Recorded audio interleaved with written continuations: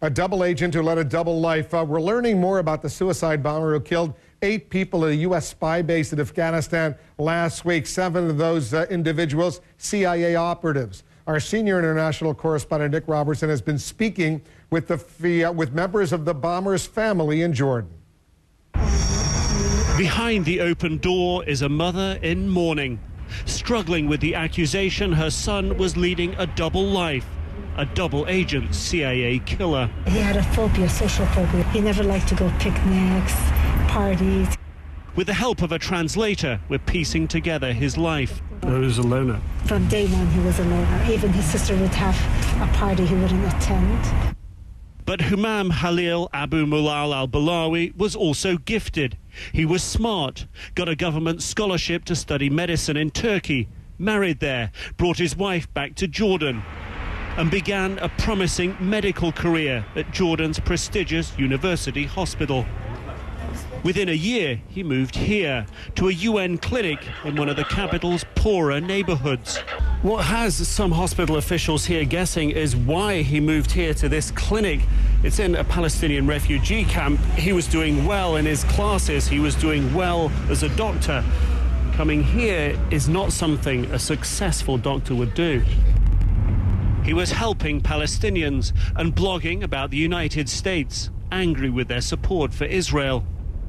That led al-Balawi to being questioned by Jordan's intelligence services. He became their informant, working as a doctor in Pakistan's volatile tribal areas where al-Qaeda has a presence.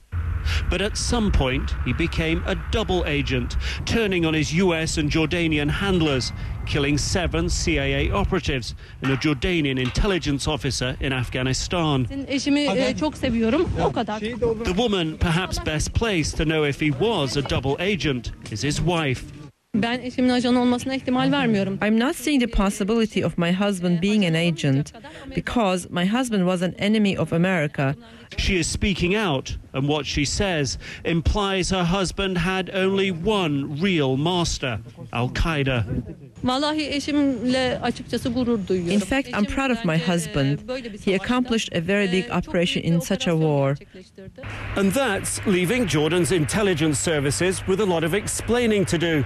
According to some sources familiar with their operations, they missed or ignored several red flags. Putting so much faith in al-Balawi's alleged claims to be so close to al-Qaeda's leaders after such a short time in Pakistan, and trusting a source who in his own blogs described himself as an ideological extremist. But it appears he may have been leading more than one double life, only days before the attack, lying to his wife about his true intentions. My husband was always saying he was going to come to Turkey. That's why we came here. We were at belief that my husband was going to come here and work as a consultant. And lying to his mother, telling her in March he'd passed an exam and was going to the United States to continue his studies. Now she doesn't know whom to believe and is worried about saying too much. Nick Robertson, CNN, Amman, Jordan.